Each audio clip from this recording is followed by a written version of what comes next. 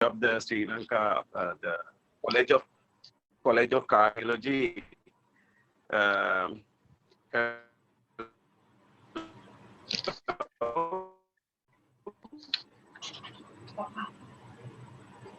Hello, yeah, College of Cardiology. Well, I must introduce my coach. Is Andrika Ponnamperuma, consultant cardiologist, and the whole the presenter is Dr. Sajeev Sellakumar. He's one of our registrars, senior registrars, and so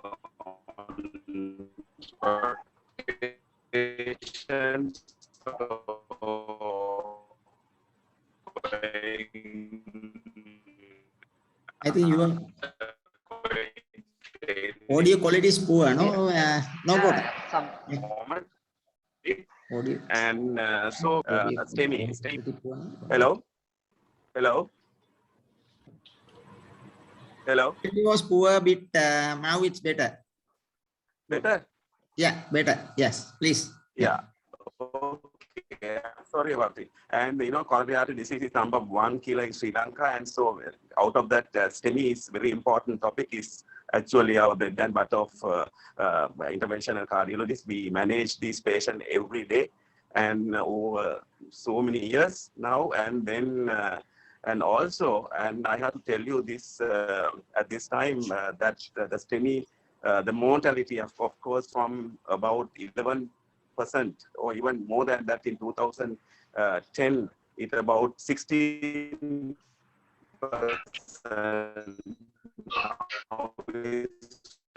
Used to in-hospital mortality, and so it's a significant improvement of STEMI care in our country, as well as also to optimize STEMI care. We have launched STEMI care system, and that STEMI network. We have a model, our own model proposed by Sri Lanka STEMI Forum. It's called Wagon Wheel model, and to optimize our STEMI care. And so it's an important step forward, actually, even to educate juniors about STEMI care and to spread our message, how to manage and how to optimize STEMI care in Sri Lanka. And so with that note, I must invite Dr. Sellakumar to present his the lecture. I think he is going to discuss first some MCQs and then the lecture, and then after that we discuss the MCQs after the lecture. Okay, thank you. So this is Dr. Jamaldeen again. We hear a lot of sounds from the other participants. So can you give a, this thing announcement to Mute everybody, no? Yeah, mute everybody except these Speaker. Yeah, speakers and the unit team, except the unit and the speakers. Otherwise, we are getting a lot of background noises. Yeah, even I noticed that. Hello. Hello. Please, everybody else, can you all mute? Press the mute button. I think that is on the left lower corner of your screen, and so that the presenter can proceed without any interference, and listeners can listen. Right? Okay.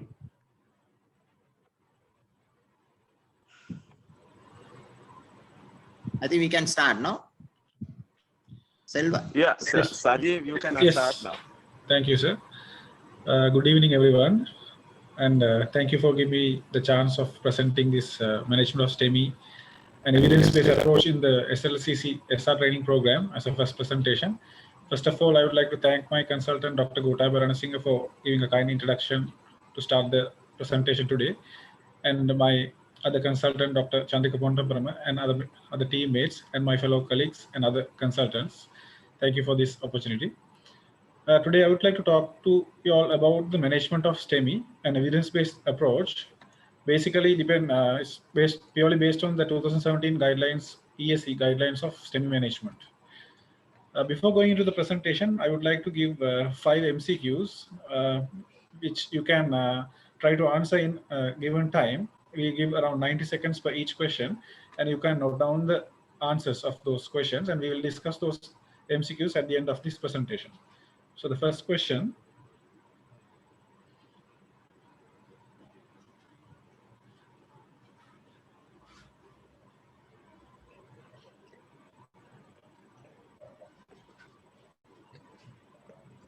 Sajiv, can you share the screen, please? Yes, I'm sharing the screen. Okay, thanks.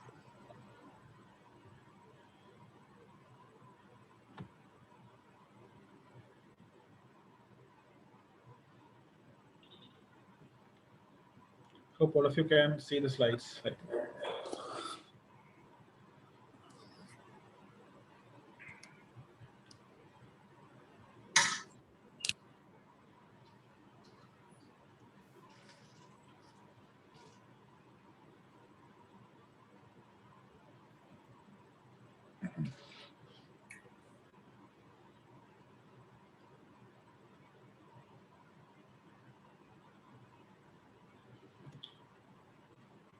The second question.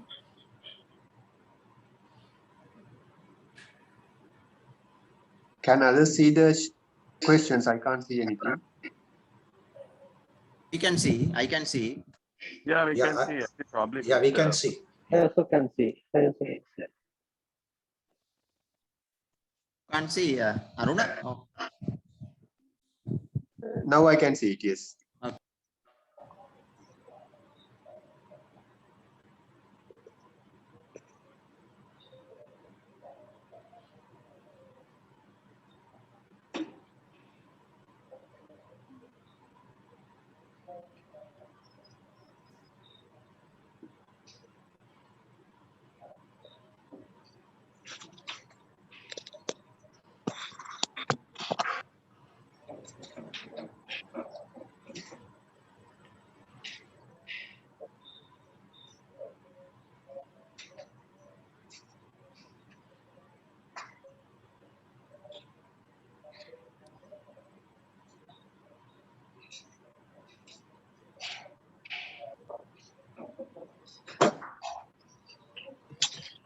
The third question.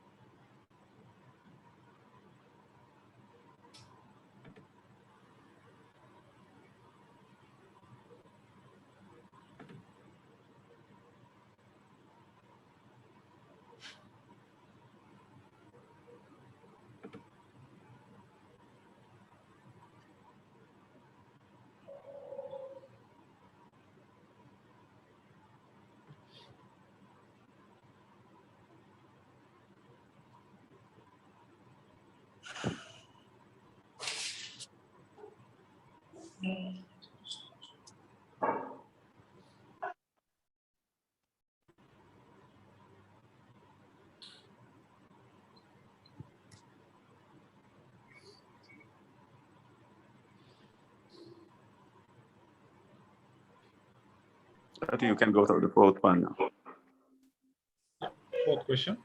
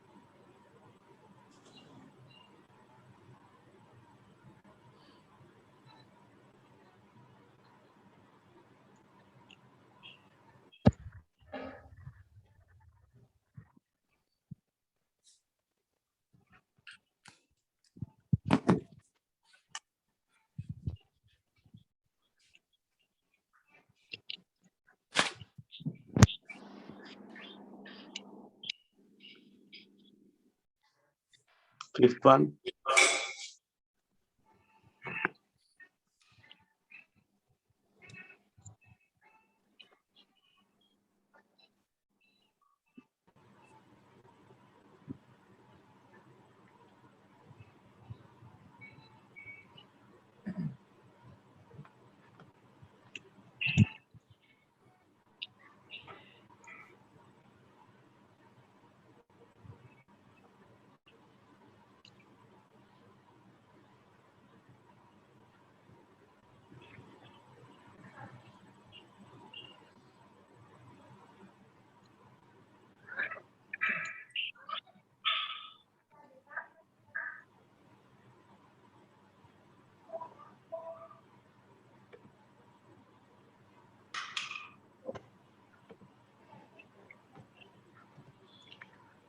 Okay.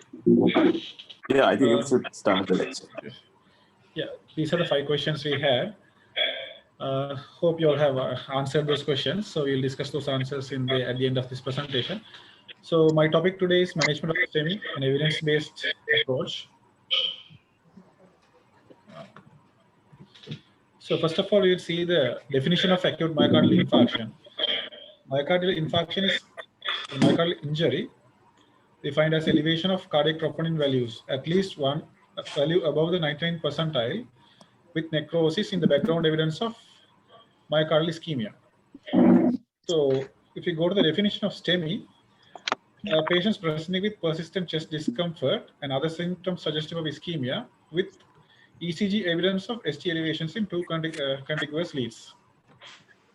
So if we see the epidemiology of STEMI, young patients are more prone to get STEMI than older people. Males are more prone to get more prone than females.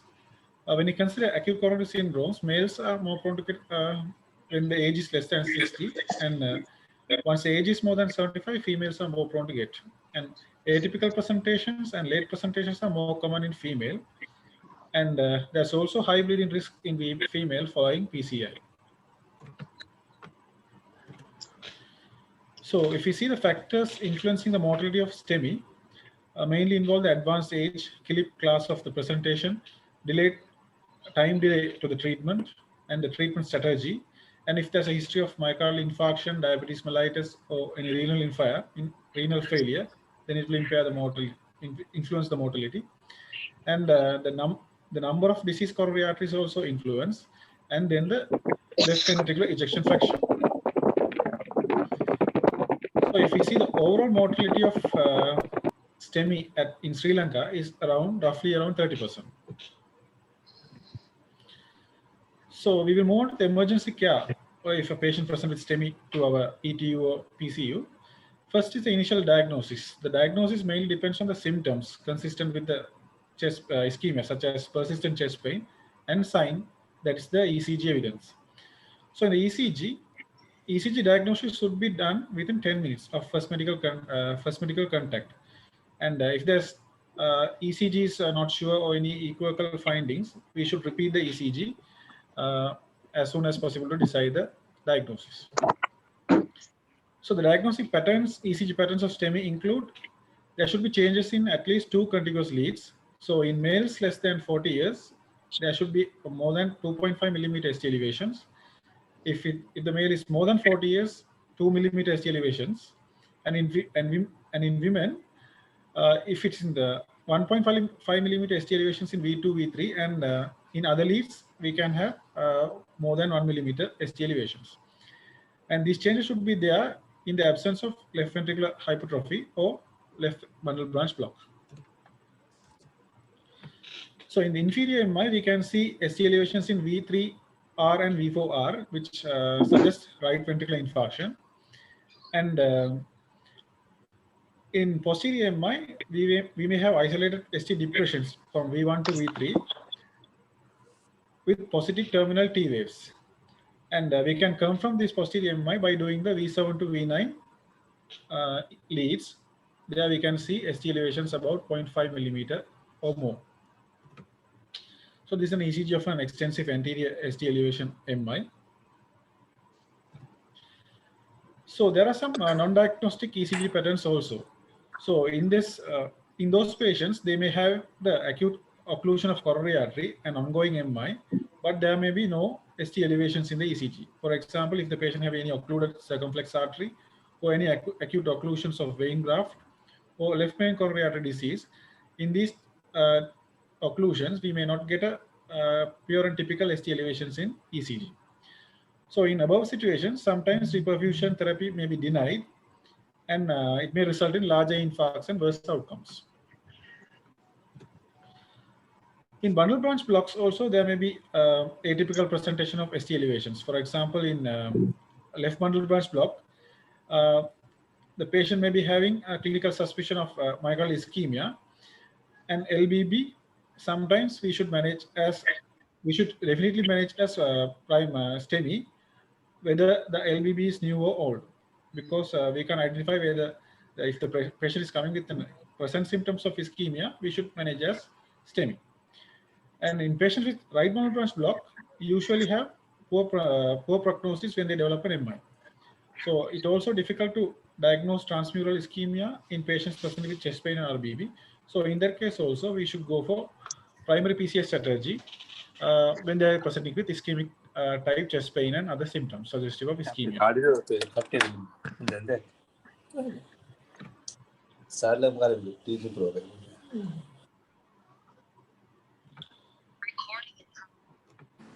So I will discuss more about the atypical electrocardiographic presentations. So in bundle branch block, how we diagnose ST elevation MI.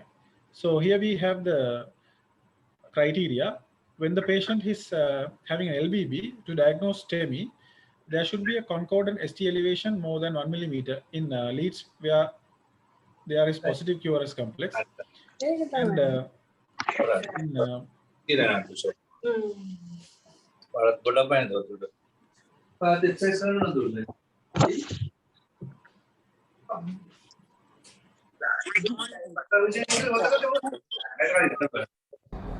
Hello. Can everybody else mute their mics, please? There's a lot of background noise. Lot of background noise. Can everybody else turn on the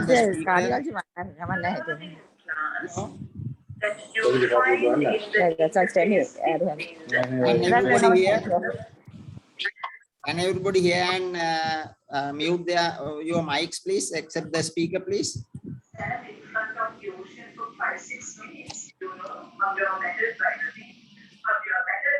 Hello, sir. I think the people who are on the mic are not listening the presentation probably. Can the host do that? Can the host mute all the others? Yeah, then you can, if you want to talk, you can press the space bar and talk it. You can talk if you want to press the space bar and you can talk. Right, sir. I think that's a good idea till the speaker finishes his lecture. Yes. Yes.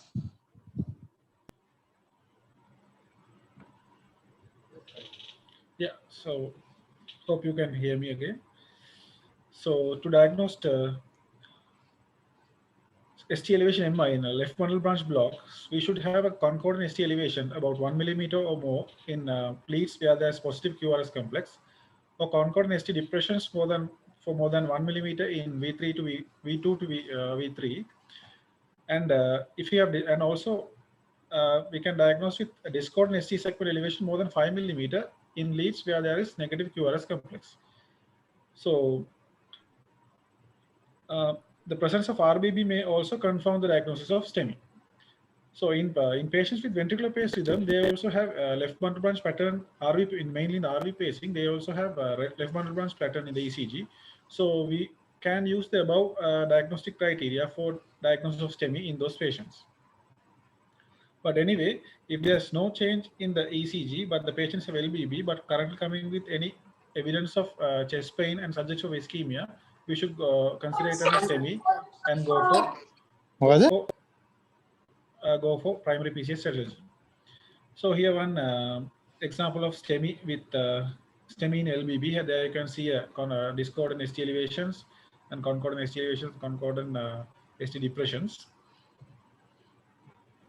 As I previously discussed, in isolated posterior myocardial infarction, you can have isolated ST depressions more than 0.5 millimeter in lead V1 to V3, and ST segment elevations in the posterior leads more than 0.5 millimeters. And in left main coronary artery occlusion or multivessel disease, there you have AVR ST elevations with widespread ST depressions in more than 8 or more leads, which is 1 millimeter or more. So here's one ECG evidence of a posterior STEMI. There you have seen ST depressions with positive terminal T waves in V1 to V3 and posterior ST elevations. And here is the ECG of a left main disease or a triple vessel disease. There is an AVR ST elevations with widespread ST depressions. So we can use 2D echo for initial diagnosis if there's a doubt in if you have a doubt of evolving ischemia, but there's no routine recommendation of 2D echo in the diagnosis of ischemia. So if the doubt is still persists following 2D echo, or if the 2D echo is not available, then we should start with primary PCI strategy. And there's no role for CT or CT angiography in STEMI evolving setting. So the patient mainly come with agonizing pain when there's ST elevation. So the pain is again associated with sympathetic activation. So pain relief is the main part of management in the STEMI. So we can use IV morphine, specifically IV morphine, opioid, specifically morphine, as an analgesia in most cases. But this morphine use is associated with slow uptake, delayed onset of action, and diminished effects of oral antiplatelet agents.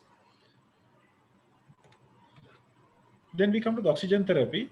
Usually, oxygen therapy is indicated when there's SpO2 is less than 90 or PaO2 is 60 milligrams per mercury. And there's no oxygen requirement is necessary if the SpO2 is more than 90.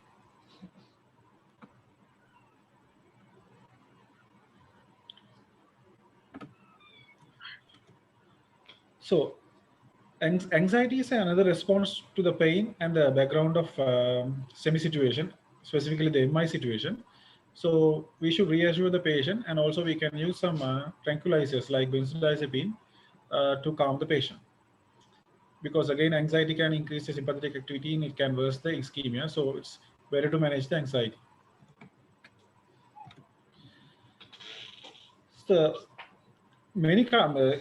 these STEMI patients can present with cardiac arrest in most of the sometimes, because it can be associated with threatening ventricular fibrillations, and main cause of cardiac arrest in STEMI situations is ventricular fibrillation. So in that case, if there's a history of cardiac arrest and ST segment elevations in ECG, primary PCI is the strategy of choice. And in patients with cardiac arrest after resuscitation, and if the ECG doesn't have any evidence of ST elevations or inconclusive ECG, you should start urgent angiography, considering the risk of ischemia by the past history or history of any established coronary artery disease, or any history of chest pain preceding the cardiac arrest. That's mainly from the history, even though there's no evidence of ischemia or ST elevations in the ECG. So before going for the before starting the primary PC strategy for cardiac arrest, we should exclude the non-coronary causes of cardiac arrest quickly, and we can use 2D echo. And this coronary angiogram, the primary PC strategy should not be considered in patients with poor neurological outcome. We can decide by if the patients are coming following unwitnessed cardiac arrest or late arrival of CPR team, and patient is without CPR for more than 10 minutes, or if the initial rhythm is a non-shockable rhythm, and patient underwent advanced life support for more than 20 minutes without a return of spontaneous circulation, then we consider those things as poor neurological outcome, and we should not consider invasive coronary strategy in these patients. And there should be a targeted temperature management we should keep the temperature between 32 to 36 for at least 24 hours for patients who has had successful resuscitation but remaining unconscious. So the time delays plays a major role in the management of STEMI. We should minimize the time delay as much as possible. So the first medical encounter to STEMI diagnosis is less than 10 minutes. We should keep it less than 10 minutes. And if the STEMI is diagnosed as an out-hospital setting, the patient should be transferred directly to the cath lab, bypassing the ETU, CCU, ICCU. And in non-PCI centers, the door-in time to door-out time should be less than 30 minutes. So the patient should be diagnosed STEMI in an out-hospital setting within 30 minutes and transferred to PCI center within 30 minutes. So these are the diagrammatic elaboration of the time delays. So the patient first presenting to the first medical contact, the time taken by the patient is the patient delay. And from the time of first medical contact So the time for diagnosis of STEMI should be less than 10 minutes. And if we can transfer the patient to the PCI center within 120 minutes, then we should start the PCI primary PCI strategy. And in that case, the wire crossing time should be less than 90 minutes. And if there is more time consuming, more than 120 minutes, if we take more than 120 minutes to transfer the patient to a PCI center, then the fibrinolysis should be initiated. So it should the bolus of tenecteplase should be given less than 20 minutes.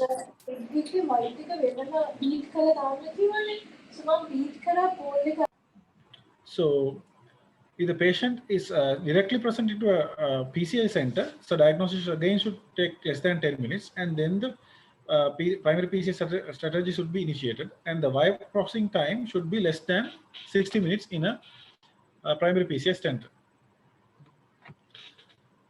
So again, the same thing. If the primary PCI, if the patient can be sent for primary PCI within 120 minutes, the wire crossing should be done within 90 minutes. And if it takes more than 120 minutes, fibrinolysis has to be initiated. Once the fibrinolysis bolus is given, the patient should be immediately transferred to the PCI center. And we should reassess the success of fibrinolysis after 60 to 90 minutes by ECG. If there is no resolution or poor resolution, immediately patient has to be taken for rescue PCI. And if there's successful resolution, then we can have some time. So patient can go for routine PCI strategy within 2 to 24 hours from the onset of diagnosis of STEMI. So reperfusion therapy is indicated in all patients with symptoms of ischemia less than 12 hours duration, and there should be persistent ST segment elevation. So the primary PCI is the preferred reperfusion strategy for if the patient presents with symptoms less than 12 hours, provided it can be performed within 120 minutes. And if it cannot be done, primary PCI, the fibrinolysis, it should be given within 10 minutes of the STEMI diagnosis. And patient should be transferred to PCI center as soon as the fibrinolysis bolus is given. The rescue PCI are indicated in failed thrombolysis, which are the ST segment resolution less than 50% within 60 to 90 minutes, or in the presence of hemodynamico-electrical instability, worsening ischemia, or persistent chest pain. So routine early PCI strategy is indicated after successful fibrinolysis, preferably 2 to 24 hours after fibrinolysis. So in patient with clinical history suggestive of acute myocardial infarction, but ECG doesn't have any ST elevation, such as bundle branch block or ventricular pacing, then again the primary PCI strategy should be started.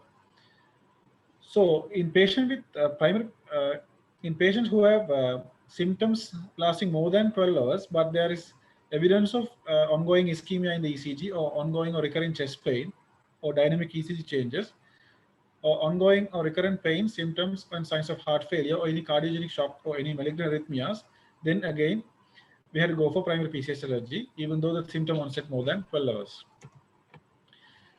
If the symptom onset is between 12 to 48 hours and the patient is stable, the routine primary PCI can be considered, but it's a class 2A recommendation. Routine PCI should not be considered in a patient who is asymptomatic and symptom onset more than 48 hours. So it's contraindicated. So this is a diagrammatic elaboration of the time limits. So if the patient presenting with within 12 hours, the primary PCI is the class 1A recommendation. And if the primary PCI cannot be done, the fibrinolysis can be given. And then if the patient presenting with 12 to 48 hours, but if the patient is hemodynamically unstable, then again the primary PCI is the strategy. If the asymptomatic patient, asymptomatic stable patient, then we can consider primary PCI. But in patient with symptom onset more than 48 hours, but currently asymptomatic, the primary PCI strategy or thrombolysis is contraindicated. So this is again a summary of time limits. As I previously discussed, you can see. So we can now discuss about something about the primary PCI and its adjuvant therapy. As an interventional cardiology part, we are focusing on radial approach more for this primary PCI, because it reduces the excess site bleeding, vascular complications, and any need for transfusion, and it has a significant mortality benefit. And again, we consider coronary stenting over balloon angioplasty during the primary PCI. And stenting also, we consider new generation drug-eluting stents over the diameter stent because it lowers the risk of stent thrombosis and recurrent MI. So, and in the other case, in primary PCI, there's no routine indication for thrombus aspiration because there's no clinical outcome, and there's increased risk of stroke. And primary PCI of the infarct-related artery is indicated. That's the class 1 recommendation, and we should not do non-infarct-related arteries at the time of procedure because it increases the adverse effects and mortality of primary PCI. But non-infarct-related artery surgery should be done at the time of index procedure if there's any evidence of cardiogenic shock. And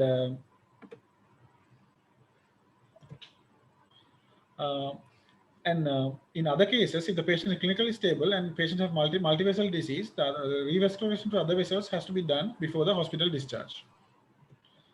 So here are some cases of primary PCI. This first video contains a case of an anterior STEMI. There you have the poor flow in the LAD. And we balloon dilating the vessel, stent placement, and the final TIMI3 flow in the LAD. And here this is a case of a late presentation of inferior STEMI with persistent ongoing angina and some bradycardia. So there you noted some increased thrombus burden. We aspirated and stent implantation, and final TIMI3 flow in the RCA.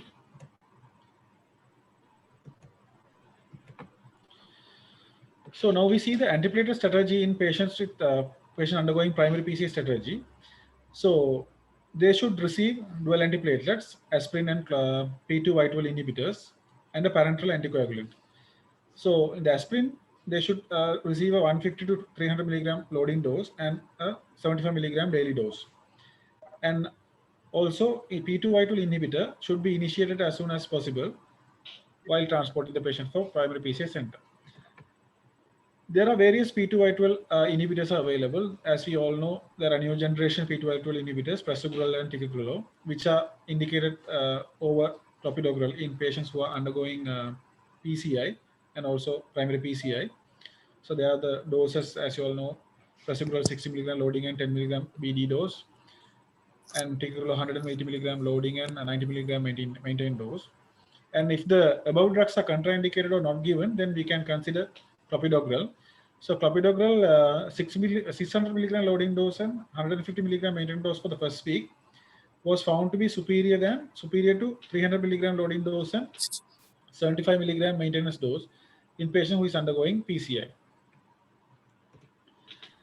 Then we come to the glycoprotein 2B3A inhibitors. There's no evidence for the routine use of glycoprotein 2B3A inhibitors in primary PCI, but it can be used as a bailout therapy if there is angiographic evidence of large thrombus, slow flow or no reflow, or other thrombotic complications. The dose is 0.25 milligram per kg IV bolus and then 0.125 milligram per kg infusion with maximum dose of 10 milligram over 12 hours. So the anticoagulation. So the anticoagulants available for the primary PCI include unfractionated heparin, enoxaparin, and bivalirudin. Fundaparinux is not recommended in primary PCI because there's a risk of catheter thrombosis with fundaparinux. And routine use of unfractionated heparin is recommended. That's a class 1. And the bolus dose of 70 to 100 units per kg is the recommendation. And IV enoxaparin can be considered instead of heparin. The dose is 0.5 milligram per kg. It also reduces the primary endpoints, ischemic endpoints, mortality, and major bleeding. Bivalirudin is recommended in the case of heparin-induced thrombocytopenia.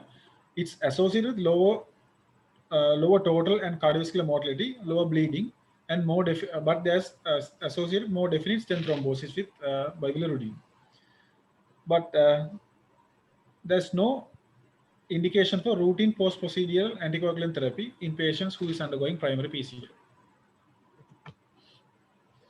So if you see the outcome of the primary PCI, the final infarct size and the microvascular obstruction are the major predictors of long-term mortality and the heart failure in survivors of STEMI. So the microvascular obstruction is diagnosed as defined as inadequate myocardial perfusion after successful mechanical opening of infarct-related artery. So it can be diagnosed by fluoroscopy by post-procedural angiographic TIMI flow less than 3, or in case of TIMI 3 flow, but when the myocardial blush is grade 0 or 1, or when the ST resolution at 60 to 90 minutes is less than 70, then we can consider as evidence of microvascular obstruction. So there are advanced imaging techniques available to diagnose this microvascular obstruction. So the late gadolinium enhancements in cardiac MR, contrast echocardiography, SPECT, and positron emission tomography.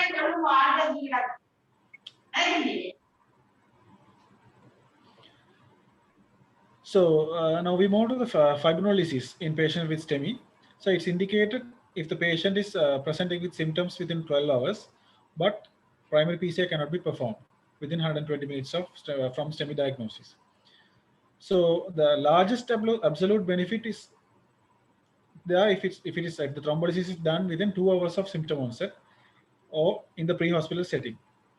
So it should be started within 10 minutes of STEMI diagnosis, and if the patient presentation is late, if it is particularly after 3 hours, the more consideration towards primary PCI should be considered.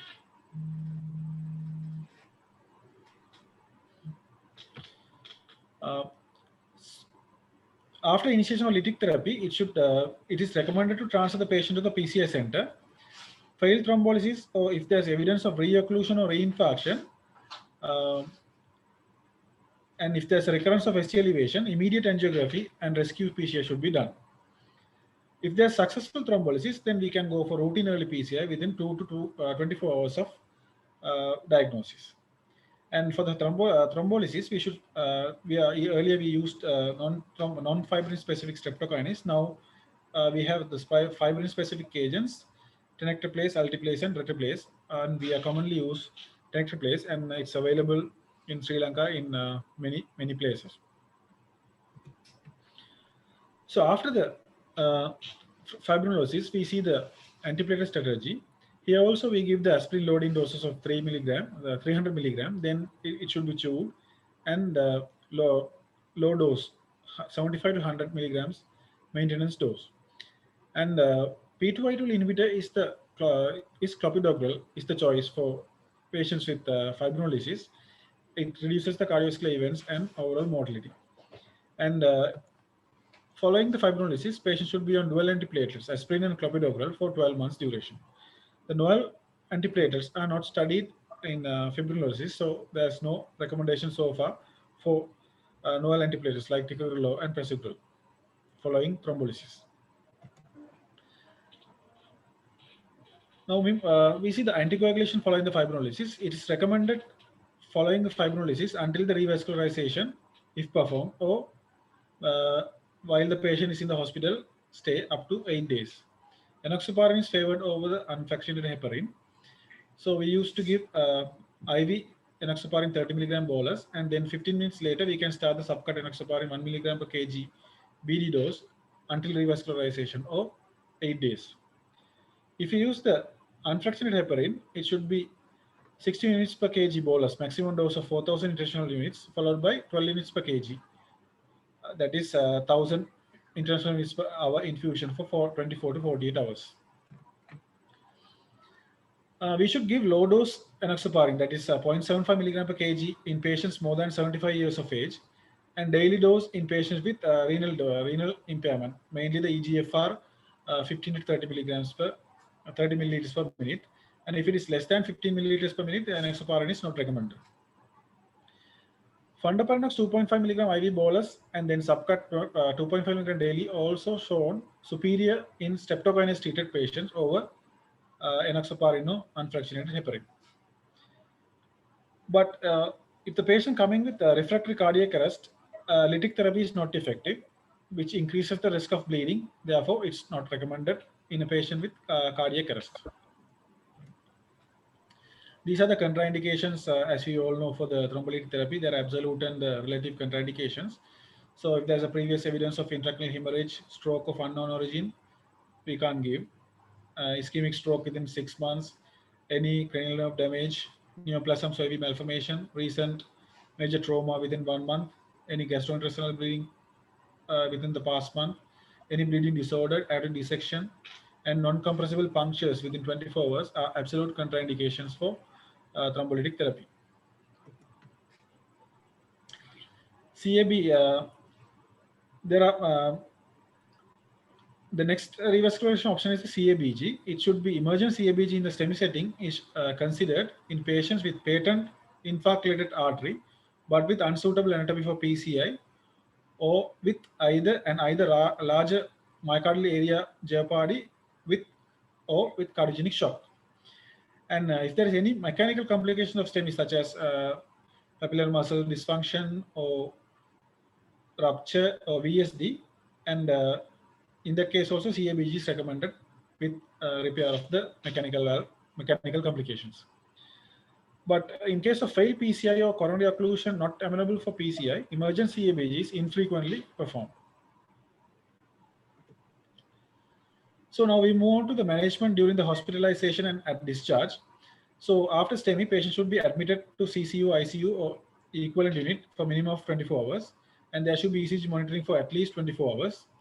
And longer monitoring is necessary if the patient is hemodynamically unstable, presenting with major arrhythmias, left ventricular ejection fraction less than 40%, failed reperfusion, or any critical other coronary artery stenosis or complications related to PCI. We need longer monitoring. So now we recommended early ambulation within day 1.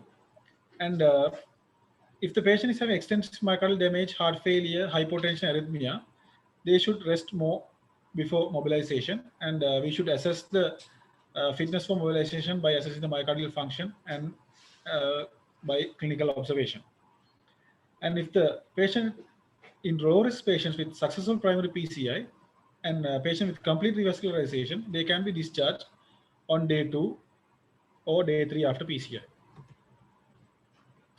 The PAMI-2 criteria you designate low risk patients include if the age is less than 70 or with the EF is more than 45%, 1 or 2 vessel disease, successful PCI, and no persistent arrhythmias are considered low risk patients. The same day transfer to local hospital following successful primary PCI is also a routine practice. That is in patient without any symptoms and signs of ongoing myocardial ischemia or any arrhythmias. And if the patient is hemodynamically stable, not requiring any vasoactive or mechanical support, and are not scheduled for any further revascularization, also can be transferred back to local hospital within the same day. In long-term therapy, the smoking cessation is very important. It's a cost-effective secondary prevention method. It reduces the mortality by 36%, and it should be achieved by combination of behavioral therapy and pharmacotherapies. For example, nicotine replacement therapy, bupropion, and vanicillin, and electronic cigarettes. Diet is another important factor in the long-term care following STEMI. So the total fat intake, saturated fat intake should be less than 10%, and we should replace it by polyunsaturated fatty acids, and as little as by possible trans fatty acids. And salt intake should be less than 5 grams per day, and fiber intake should be 30 to 45 grams, and fruits and vegetable intake should be around 200 grams per day. And we can take fish 1 to 2 times per week, and 30 gram unsalted nuts daily. And we should limit the alcohol intake and also discourage sugar sweetened drinks. Overweight and obese patients are associated with high all-cause mortality. So the abdominal fat is particularly harmful, and weight loss has a beneficial effects in all patients with cardiovascular disease risk factors. So maintaining healthy weight and losing losing weight is recommended for all subjects. So optimal blood pressure control is the other long-term therapy we need following the STEMI STEMI care. So we should target the systolic pressure less than 140, and if the patient is having a very high risk and who can tolerate multiple pressure lowering drugs, we can target systolic blood pressure less than 120 milligrams per mercury. And we should also encourage the physical activity following the STEMI and any acute myocardial infarction. And they should participate in exercise-based cardiac rehabilitation program, which includes exercise training, risk factor modification, education, stress management, and psychological support. It reduces the cardiac mortality by 22%. And following the myocardial infarction, specifically STEMI, we should advise to resume activity as soon as possible. And its resumption of activity is an important indicator of recovery. And it depends on the LV function, completeness of the revascularization, rhythm control, and job characteristics. And extended sick leave is not usually advised and not beneficial. And we should advise the patients of light to moderate physical activity following STEMI after recovery. And sexual activity can be resumed early if they are adjusted to physical activity, they are adjusted to the physical ability. And for any patient with uncomplicated, completely revasculated MI with LVEF more than 40%, the risk is low and they can be traveling, they can travel, and the traveling can be regarded as safe after hospital discharge. Adherence to treatment are another important barrier to achieve the optimal treatment targets. It mainly depends on the socioeconomic, medication-related, condition-related, and health system-related and patient-related factors. So we should encourage the adherence to treatment by providing a clear information to the patients, simplifying the treatment regimes, and aiming at shared decision-making, and implement repetitive monitoring and feedback systems. So the long-term antiplatelet antithrombotic therapy, aspirin is recommended indefinitely in all patients with STEMI. And dual antiplatelet therapy, combination of aspirin and P2Y12 inhibitor is recommended in patients with STEMI who are undergoing primary PCI for up to 12 months. Mainly in PCI patients, prasugrel and ticagrelor is suggested over clopidogrel if the patient can afford in our setting. And in patients undergoing fibrinolysis and subsequent PCI, and again, dual antiplatelet therapy is recommended for 12 months. And clopidogrel is the P2Y12 inhibitor of choice as a coadjuvant and after fibrinolysis, as I previously discussed. We can also prescribe gastric protection with PPIs in patients with history of gastrointestinal bleeding or any patients with multiple risk factors for bleeding, such as advanced age, concurrent use of anticoagulants, steroids, non-steroidal anti-inflammatory drugs use, or high-dose aspirin use, or any history or current Helicobacter pylori infection. So, in patients with indication for oral anticoagulants are indicated in addition to the antiplatelet therapy. It's a class 1 recommendation. In STEMI patients, after the stent implantation, indication for oral anticoagulation, including antiplatelet therapy, which are triple therapy, should be considered 1 to 6 months, according to the 2017 guidelines of STEMI. Here I mentioned here, but there are some recent changes in the triple therapy after the 2021 atrial fibrillation guideline. So I will discuss shortly in the upcoming slides.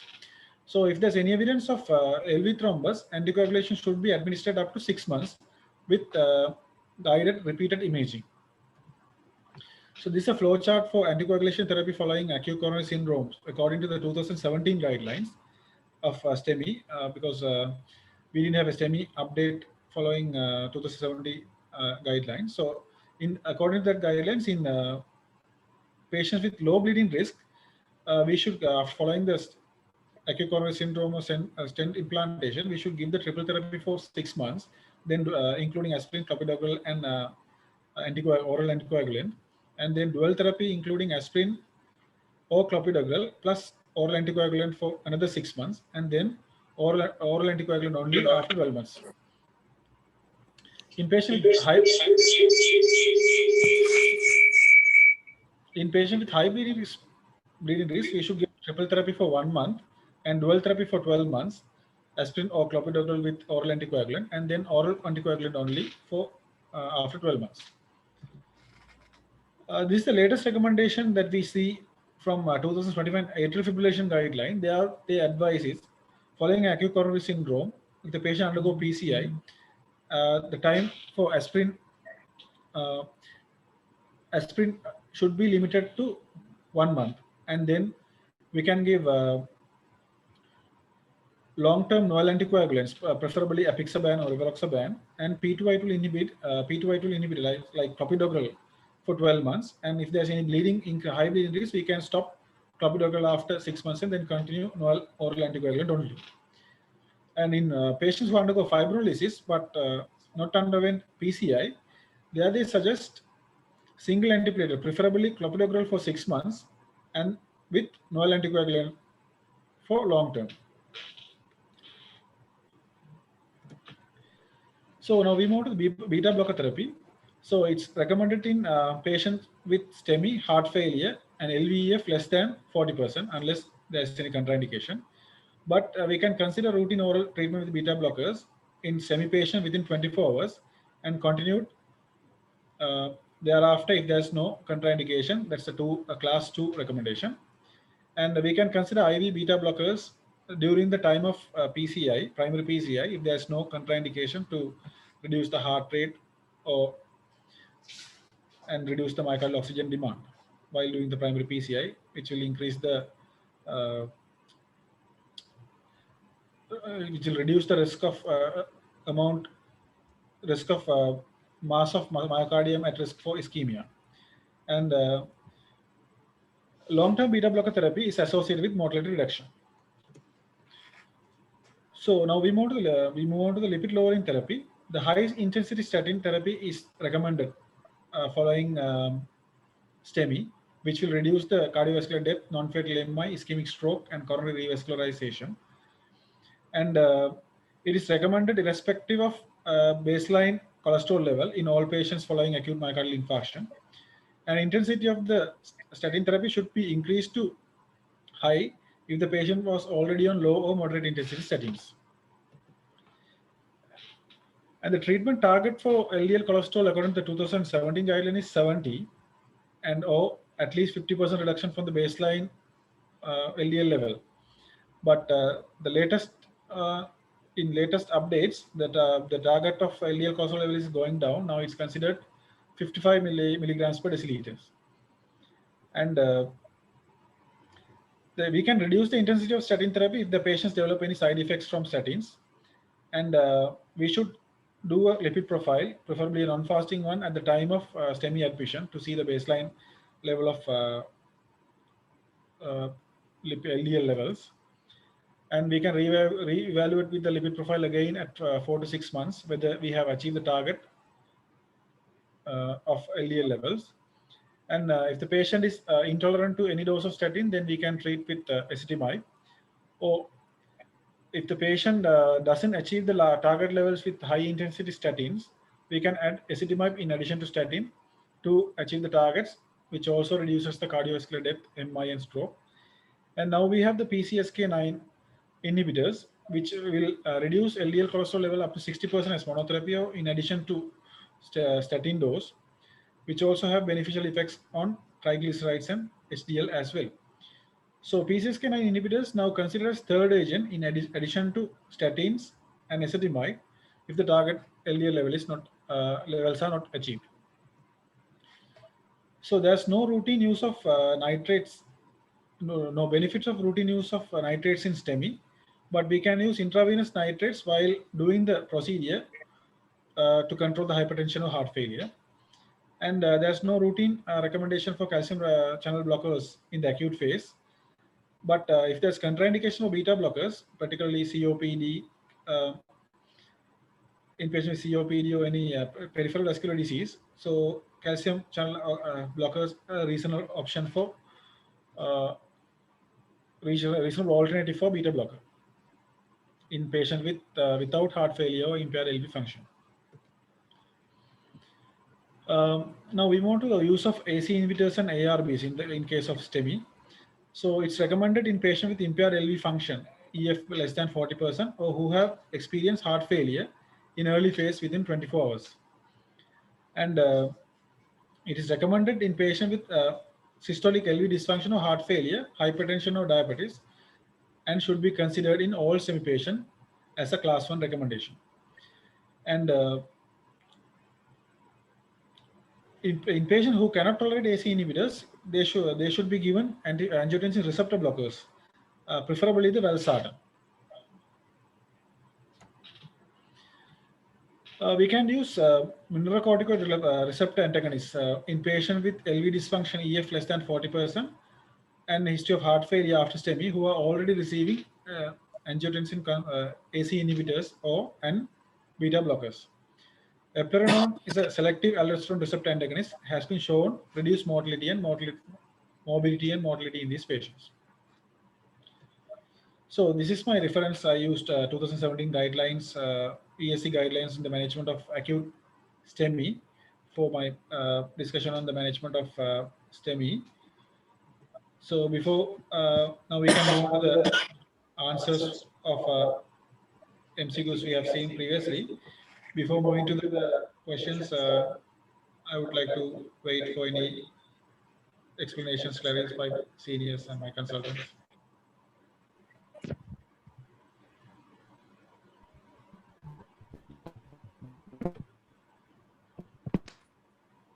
Yeah, that's the Sajid. Thank you very much for that very comprehensive outline of STEMI management. I think for the juniors, I have to tell you this. What he was highlighting was like in STEMI management, the golden rule is time. The time is muscle, muscle is life. And so therefore you have to have the early diagnosis, triage, then you have to triage, and then pre-perfusion therapy. So that's the three key things there. So for that you have to have systems, pathways, and networks. He elaborated that very much. And also he highlighted the fact that the standard but pharmacoinvasive is also good alternative for a country like Sri Lanka, where you give thrombolytic therapy and early angiogram and PCI. And also he highlighted that the TIMI-3 flow you have to achieve. If you are very successful in primary PCI, you should never leave the table or the patient without achieving TIMI-3 flow. This I always tell this as there's no Hamlet without Prince of Denmark. So likewise, and so also I tell you that this mortality thing, I think you made a little bit of a error there. The STEMI mortality in Sri Lanka is not 30% at the moment. We can't hear you well. There's a lot of interruption. Didn't treat the patients. STEMI, so that if the 1/3 would die, so you have to understand the gravity. 6 and 7, our STEMI mortality was about it dropped to about 11-12%. Hello, can you hear me now? Hello. Yeah, can you? I think better. You have to, I think, be close to the mic, maybe. No, is it? No. Mic. It's a reception problem, I think. Reception. Yeah. I think after the war, 14-15%. Now, according to our STEMI registry, we are running the largest STEMI registry in Sri Lanka, and the longest and the largest. According to that, our the hospital mortality is about, I would say, about 8 to 10%. And if you take the overall in the world, it's about 4 to about 10%. So there's a variation. And so we have achieved a lot with STEMI mortality. So what you mentioned, 30% STEMI mortality in Sri Lanka is actually if you didn't treat. So our current in-hospital mortality in STEMI is about, I would say, 8 to 10%. And so yes, now you can go and discuss the MCQs.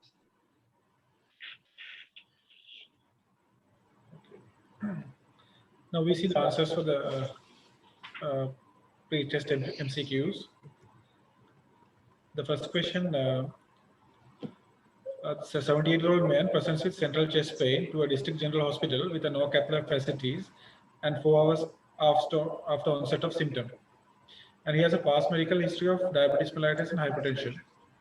On examination, he is anxious, in pain, and has a blood pressure of 140/80, and heart rate is 90 BPM, and oxygen saturation 94% on air. And his body weight is 64 kgs, and ECG shows anti-estimation MI, and the PCI center is 2 hours away from by ambulance. And what is the most appropriate management of this patient? Any answers from the audience?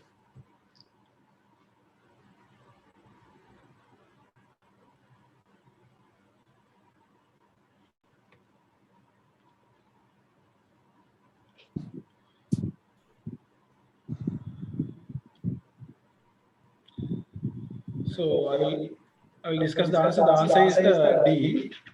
We should give the aspirin clopidogrel 300 milligram loading dose and IV morphine for the pain relief.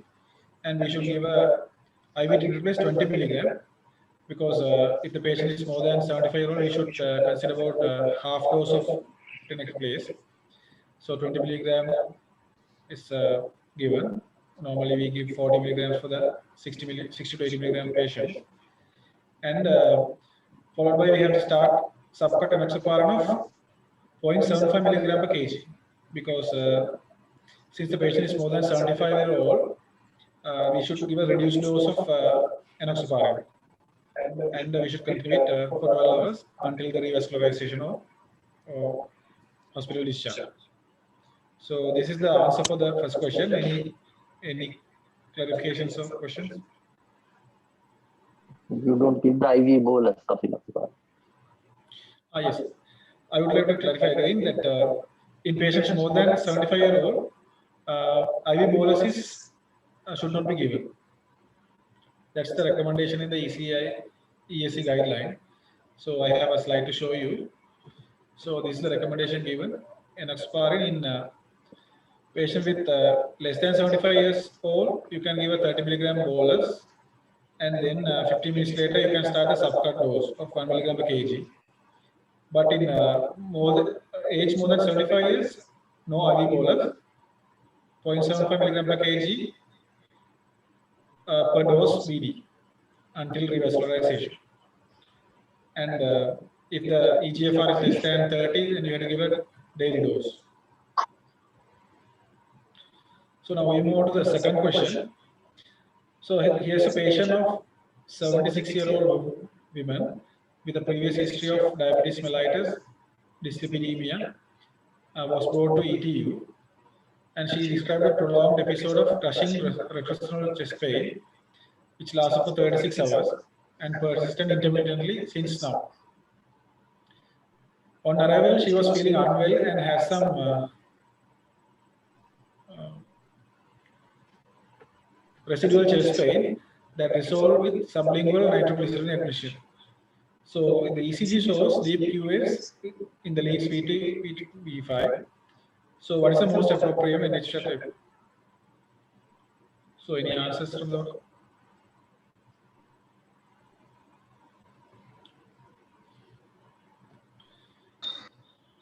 Is it D? Yes. We have to consider the primary PCI in this patient, because the patient is, here the patient percentage is more than 12 hours. She is presenting at 36 hours from the symptom onset, but currently also she is having symptom. The persistent chest pain is there. So in that case, we should consider primary PCI as treatment strategy to this patient, because she is symptomatic. So the patient is within the time window of 12 hours to 48 hours. So the primary PCI is the option. Any clarification regarding this?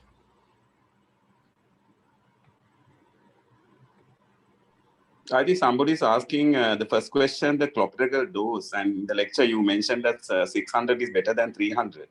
And I think one can even consider, that's an old patient, right? I don't know whether 600 would be too much, but 600 of clopidogrel can be given, right? In that case, the Medical management. Yeah, if the patient is, since the patient is in the district general hospital, and initially we are thrombolizing. In the case of thrombolysis, we should give a 300 milligram dose, loading dose. And once she arrived to PCI center, then we can give an additional 300 milligram and do the procedure. Yeah, great. And somebody was asking whether clopidogrel 300 loading dose is good enough for a 78-year-old, whether just without loading dose, just 75? 75 in that case, we can reduce the loading dose to 150 because of the age consideration, as I previously discussed, 150 to 300, both aspirin and clopidogrel. But 300, if there's no risk factors, we can give 300 milligrams bolus dose, loading dose. Oh, is it clear? Oh. Yeah. Go ahead. So the now third question, a 57-year-old woman presents to a local district general hospital, which is non-PCI capable, with a chest pain that started 10 hours earlier. An anterior ST elevation MI is diagnosed on ECG, and she receives thrombolysis with tenecteplase. 4 hours after tenecteplase, she reports intermittent chest pain, and ECG doesn't show 50% resolution of elevated ST segments. So she also has runs of non-sustained VT. So she transferred to a regional PCI center for rescue PCI. Coronary angiography reveals moderate proximal plaque disease with heavy thrombus burden and TIMI2 flow in the LAD. What is the next appropriate step? Any answers, please? I think this, I prefer to go for thrombus aspiration. This will be a controversial answer, but since patient has ongoing chest pain, heavy thrombus burden, and TIMI2 flow, I prefer not to go for direct stenting. So I'd like to go for thrombus aspiration, and then I'll consider stenting. That means you're considering the answer number C. Yes. Any other offers? Any other offers? What about A?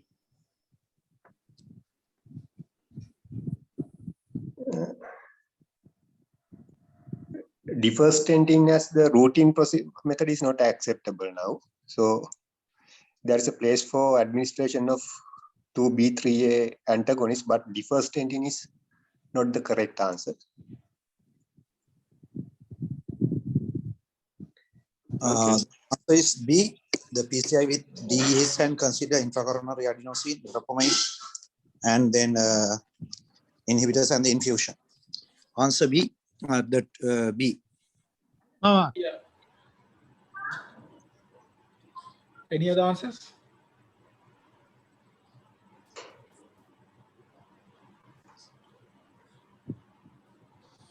Yeah. So I will move to the answer. The answer is B. So we should consider PCI with drug-eluting stents and consider intracoronary adenosine or verapamil if the flow remains less than TIMI3, and IV glycoprotein 2B3 inhibitors bolus plus infusion because of the increased thrombus burden. I think our sir can give a good explanation on this because he always says to get a TIMI3 flow in primary PCI. So it's no, the thing is, like somebody said, aspiration also. I think one could try here because it's though it is like in the guide, not there in the guideline, it's little controversial. But if there's a big thrombus, you can see that grading of thrombus is if it is a massive thrombus, and you can try aspiration as well. But as an answer, I think more suitable one is like the B, because and also TIMI2 flow here. So definitely you have to put a stent because you have to achieve the TIMI3 flow. So that case, I think consider the intracoronary adenosine and the verapamil, and then the other two GP2A 3B as well. So that's a fairly, I think, okay answer. The answer is second, the PCI with drug-eluting stents and considering intracoronary adenosine verapamil to achieve the TIMI3 flow, and glycoprotein 2B3A inhibitors. And in that case, in addition, we can thrombus aspiration also can be added to this answer. together with the above things. Anyway, we have to go And for I have a, I don't know the Rajiv. Yes, sir. We had an anecdote last week, and we on our casualty day. So we had a patient with moderate plaques, thrombus, and then TV2 flow, Yes. and we differ. We gave all the therapies, and we differ stenting. Yes. And patient came to the ICU and then started having BT and then hemodynamic instability, LVF, all that. And then we took the patient back to cath lab and we did the angiogram and showed the same thing. And after stenting, and we put a direct stenting and then so achieve everything. STEMI 3 flow, patient got better. So that's, I mean, one anecdote I can quote you. Yes. Yes, if I may add, yes, I think the important thing to remember is routine deferred stenting is not recommended anymore. It's a class 3 indication. So that is what we wanted to highlight here. Thrombus aspiration again is not routinely recommended, but in this case, like Sir said, thrombus aspiration can be attempted because it's not a routine case, but and thrombus aspiration, and then decide on whether stent should be done or not. So important to remember is routinely it's not recommended to aspirate thrombus, and routinely it's not recommended to defer stenting, but you have to take it case by case basis. And in this case, I think thrombus aspiration is reasonable because of the high thrombus burden, and then we have to reassess. One question now. Most of the anterior MI patient like this with delayed ischemia, they present with LV dysfunction. So giving verapamil versus GTN, do you have any thing to comment on that?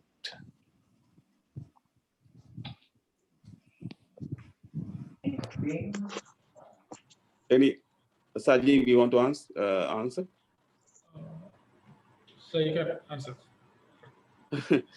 No, but the thing is like you don't routinely give the verapamil, but in case of I mean, no reflow phenomenon, and so then we can embark upon verapamil. You can give a shot, but always you are in the cath lab, you have the support, and you have the inotrope support, and you have balloon pump, and but end of the day, remember that we are beating all around to achieve the TIMI3 flow. So once it's done, and so I think patients should improve. But I know your point, but the thing is poor LV function, maybe failure, and giving verapamil, there is a risk, but giving this dose, I don't think it would impede the LV function further. Can I add to it? And also when the background blood pressure is low, it's always better to use an aspiration catheter and deliver the drugs through the aspiration catheter to the coronary bed, which is relevant to the slow flow, than giving it through the guiding catheter itself. That will, with a smaller dose, you will be able to achieve a better flow. And the blood pressure drop also will be less because the drug is entering only the relevant coronary artery.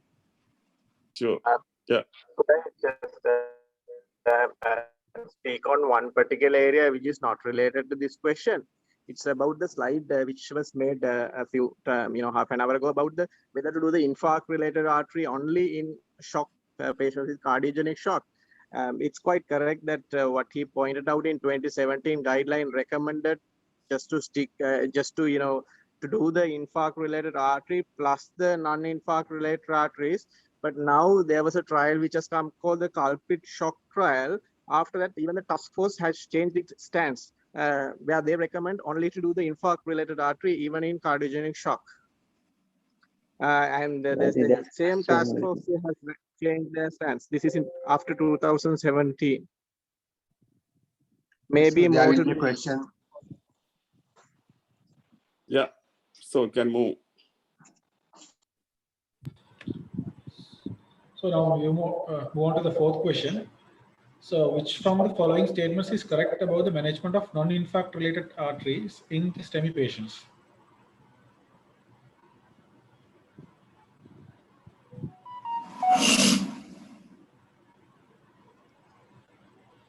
Answers, please.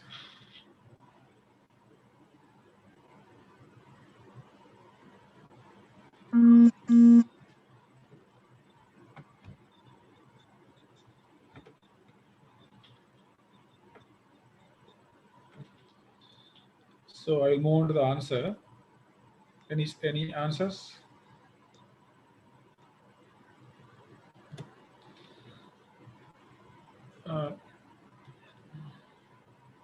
So in this case, routine PCI of severe lesions either based on angiography or FFR on non-infarct-related artery should be considered anytime before discharge. This is based on the 2017 guidelines because they suggest infarct-related artery PCI for STEMI at the time of procedure, and then before the discharge you have to stent the other vessels, and in case of STEMI, in case of cardiogenic shock, to stent all the vessels at the time of PCI. But according to Dr. Amila Valavath, that new guidelines, he suggests that infarct-related artery only for cardiogenic shock also. So, anything to discuss further on this statement? Actually, if you go through the trials, it doesn't say infarct-related artery in all cases. It's again in case by case. Imagine if you do a simple anterior MI, simple LAD lesion with a 100 milliliter contrast, and there is a 99% lesion in mid RCA, you can complete it within another 30 ml of contrast, and patient is otherwise okay. Definitely, there is a place for non-infarct-related artery PCI at the same procedure. So it's not always we don't have to adhere to the infarct-related artery only during the index procedure principle, because trial says routine non-IRA stenting, not selected cases. Any idea about it? Any other I think that suggestions? makes, I buy your point, and then it makes sense because that's why I always tell my people, because like suppose you do your infarct-related artery and then see another one, as you said, in RCA or circumflex, very critical and very angry-looking lesions. I mean, you don't need to leave that, and so obviously it won't take too much dye and so long, and you just put a stent and come out. But on the other hand, if you see 80%, 90% and very stable lesion, and maybe very calcified, complex, maybe a CTO even, you don't need to attend, because if you are trying to attend those lesions, you might even take more dye and then more time, more ischemic injury. So you're basically jumping into hot water. So I think it's case by case, as you said, and though guidelines or the studies tell various things. So I take Amila's point as well. I mean, you can do that, especially in shock situations, fine, but all depend on the case by case, I believe.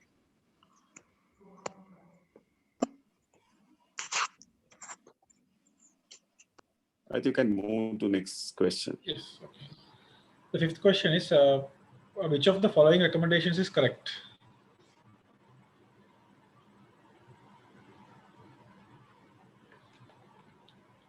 You would like to get some answers for these questions.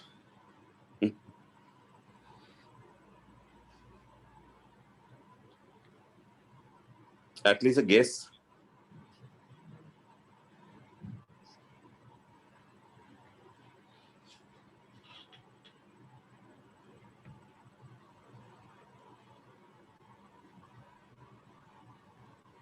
Maybe, Saji, people are hungry, and then I think you better come out with your answer. The answer is transfer a patient to PCI capable center following fibrinolysis that is indicated in all patients immediately after fibrinolysis. That is the answer. Here you can see the B stem.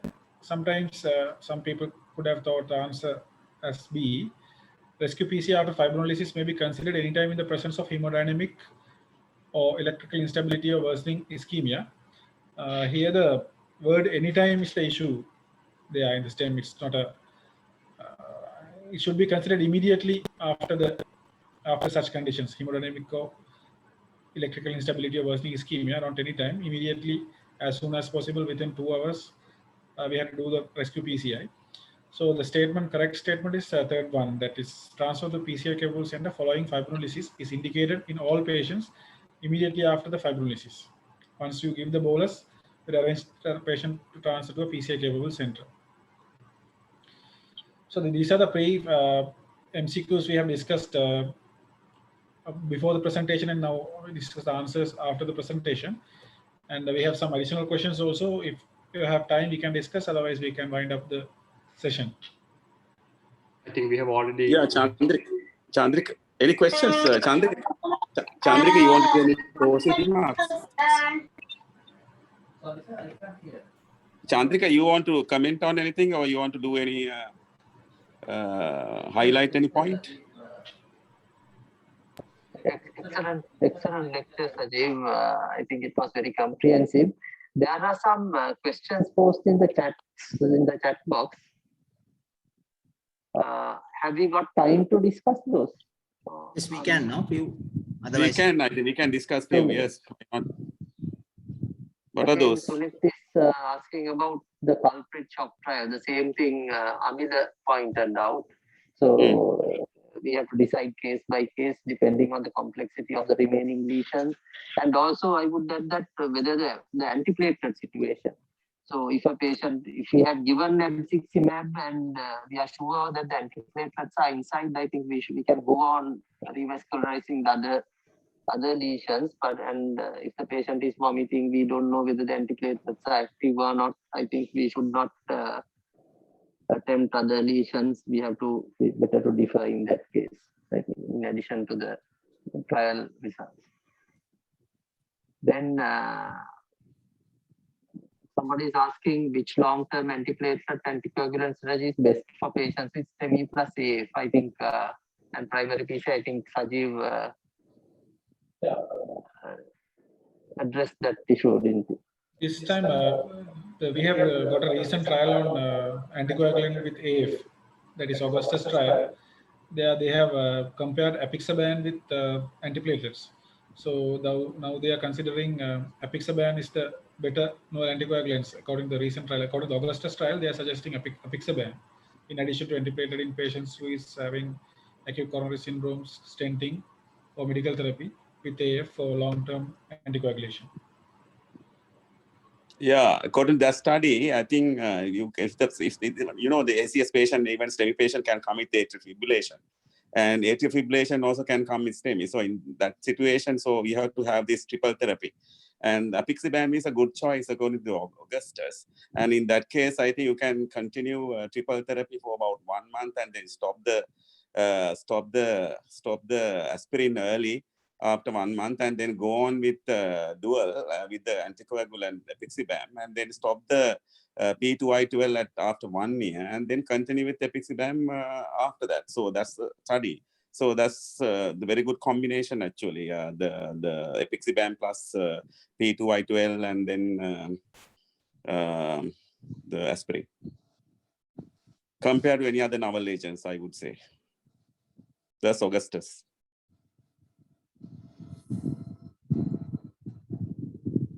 Chandrika, any other questions? Yes, yeah.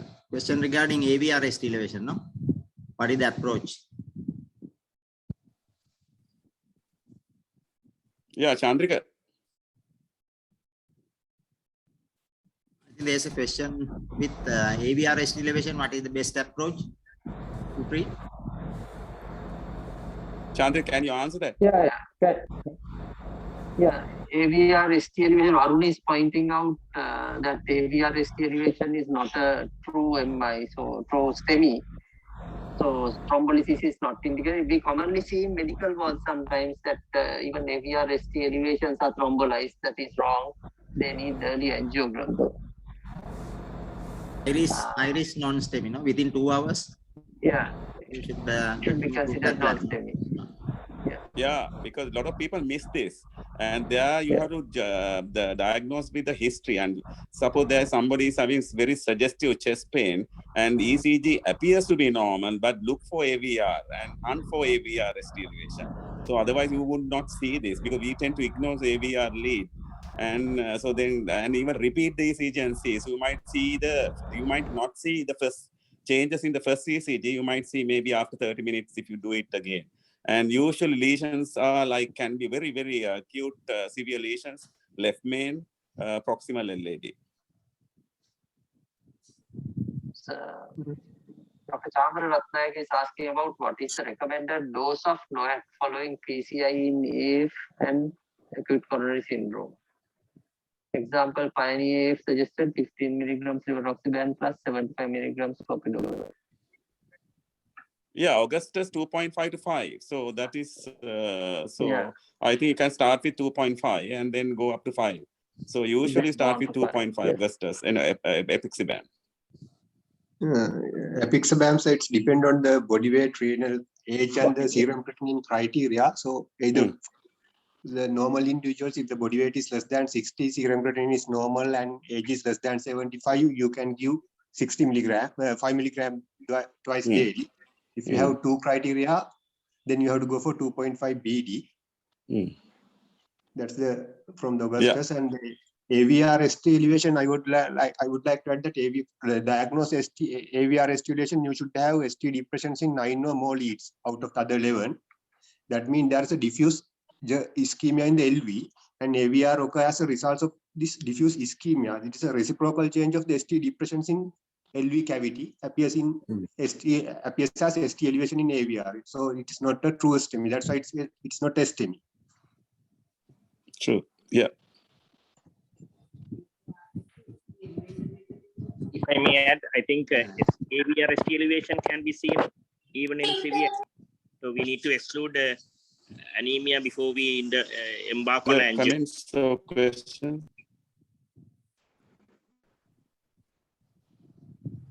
Hello. Hello. Yeah. So then the next question we have already answered, I think, about the clopidogrel dose, whether the loaded dose is needed when the patient is above 75 years. So you've answered that question. Then Chandrika? Saktiraj is asking. Chandrika? Hello. Yes. Dr. Jamaldin is here. Yes, Kamal. In a resource poor setting, like, I mean, the peripheries, which, for example, us Ratnapura. So we don't have cath labs and AVR elevation. And if we can't transfer the patient or due to this COVID prevailing situations, what do you recommend? I mean, this is out of the guidelines. There's no evidence for thrombolysis as far as I'm aware. It's to manage as a non-STEMI. All right. So thrombolysis, I mean, if we can't transfer the patient or if there is not possible, still we can't give the thrombolytics, but go with the anticoagulation. Yeah, there's no evidence that thrombolysis improves prognosis in AVR ST elevation. But it's anyway, it's the left main thrombus, isn't that so? Sir, the problem with this YVQ thrombolysis is only during complete occlusion. The STEMI considered as a complete occlusion of our artery. But if you get a complete occlusion in left main, patient won't survive. So AVR ST elevation, most of the time it is a partial thrombosis, a partial occlusion of the left main, very proximal LAD occlusion, but still it is not a complete occlusion. Right, I got your point. There's a TIMI 3 flow. So there is no point of giving thrombolysis in the presence of AVR elevation. That's the theoretical, the why it is not given. Right. Okay. Thank you. I got your point. Yeah. Can I comment on that? I think with our long experience, we have seen AVR ST elevation MI or other situations with even fully the occluded vessels, even left main.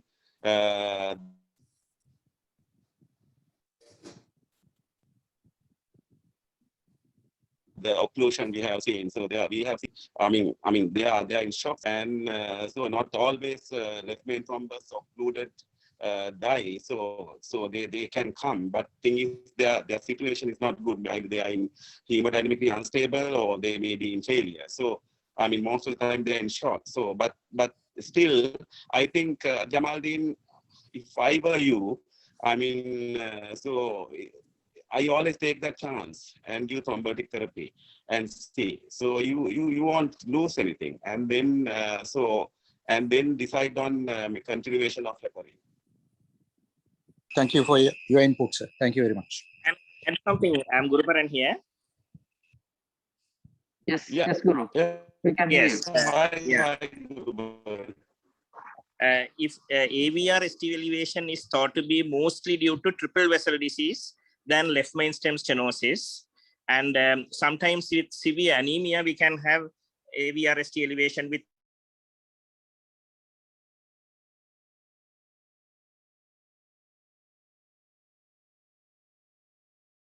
So thrombolysis is definitely out of the guidelines. We are going away from guidelines and we are testing certain things, taking some additional risks, which I think is unnecessary.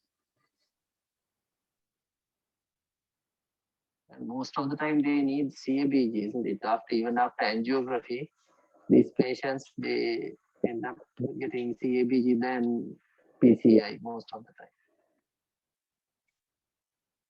Yeah. Any other questions? There's another question from Dr. Sakti Raj. What is the preferable treatment strategy in end-stage renal failure patients with acute STEMI? Still, primary PCI is the preferred treatment strategy, definitely, in patients with end-stage renal failure. Dr. Ranasinghe wants to add anything to it? Which one? Hello? Yeah. The question is about STEMI in patients with end-stage renal failure. What the best treatment strategy is, whether PCI or thrombolysis, is the question. My gosh, yeah. I think as far as I'm concerned, I would consider the end-stage renal failure. I mean, the appropriate timing is there. So that's a best treatment, whether it's you're having the end-stage failure, liver failure, whatever. Of course, you consider the bleeding, the primary PCI is the best. That's what we do. And then the last question is from Roshandan. What about thrombolysis in Wellens and De Winter ECG changes? Hello? Again, Wellens, there's no complete occlusion of the LAD territory. Where you have a critical proximal LAD lesion. So in that case, thrombolysis, it doesn't have any added advantage in the Wellens syndrome because there's a critical left main lesion, maybe TIMI3 or TIMI2 flow distally, and could have a partial thrombus over that critical lesion with distal flow. So that's a case of early PCI. And in De Winter's ECG pattern is a transient ECG pattern prior to the STEMI. Its subsequent ECGs, it may progress to STEMI. So if the patient is in the primary PCI center, or if the patient can be transferred to a primary PCI center, primary PCI is the option. In case of non-PCI centers, then I think we can go for thrombolysis in that case. In non-PCI center, ECG should be repeated in 10 minutes. And most of the time you will see a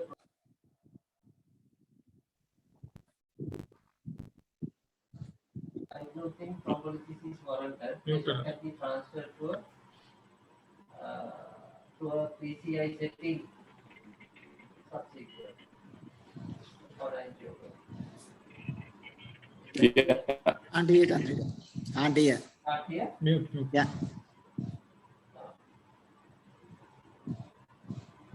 Yeah, sorry about it. So De Winter pattern, as Sajeev said, is a transient ECG pattern before anterior STEMI. So in a PCI setting, they should go for angiogram and primary PCI. In a non-PCI setting, the ECG should be repeated in 10 minutes to see whether the ECG progresses to anterior STEMI. In that case, thrombolysis is warranted. If it doesn't, then still thrombolysis is not warranted, but they will need early angiography. Is that clear? Yeah. Yeah. Type 1 Wellens pattern, most of the people get thrombolized by PTU settings, non-PCI centers, where there's a ST elevation, patient coming with chest pain, and by the time you do the ECG, there's some ST elevation. Other than type 2 Wellens, practical situation. Wellens is, true. I think that it's not STEMI though, but inversion you can see. And so yes, early angiogram is warranted actually. Actually, I think Wellens is a reperfusion syndrome. Yes. So it indicates that the flow has been restored. Therefore, thrombolysis may not, I think, ideally be indicated.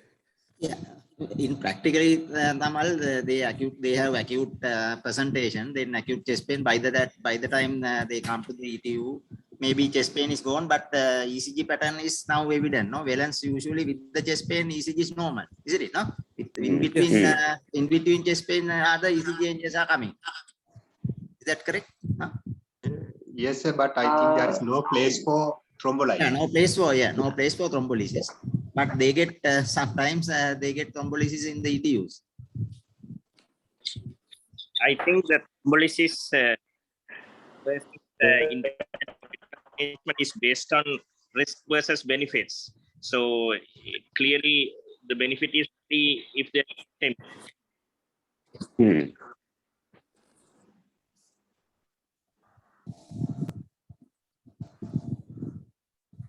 Yeah. Any other questions? Any other questions? Yeah, patients who don't receive any form of acute reperfusion therapy may be coming late and medically treated. So all of them need to be re-stratified before discharge. No, isn't it? I mean, ideally they should all have angiograms, but practically in our settings, at least to and prioritize some of them. So earlier. Yeah, I think that's correct, because I think after 48 hours, according to, these guidelines, they are asymptomatic, of course. So you have to, you should not jump into angiogram. So probably, I think now what we do is like, especially the small infarct, and we do the echo and exercise ECG, and then depending on the results of those, and then we decide on further investigation. So, but guideline won't recommend that now, but ideally all patients should go and do the angiogram.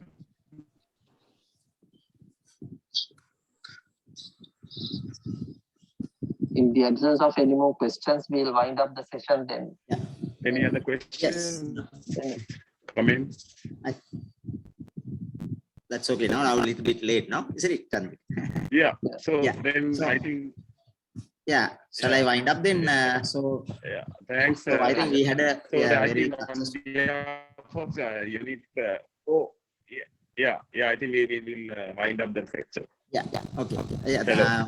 On behalf of SLCC, let me thank all of you, especially the two moderators from unit in the National Hospital of Sri Lanka, then the presenter, senior registrar with them, and for taking part in this inaugural presentation, and also Tamal and Aruna once again for very actively organizing this event and doing everything to make it a success.